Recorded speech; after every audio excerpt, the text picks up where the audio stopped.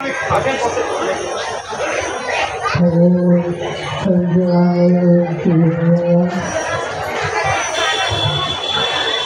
বয়সে বিয়ে হয়ে গেছে, হাতে হবে, পার হবে, কোথাও বিয়ে হবে না।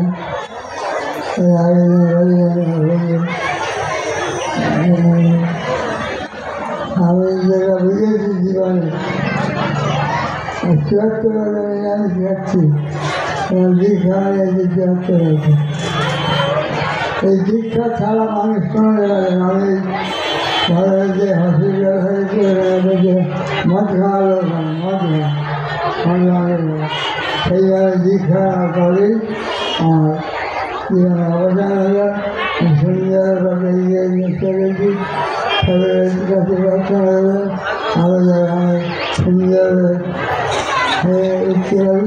এই জায়গা বলে আমি রক্ষা হবে।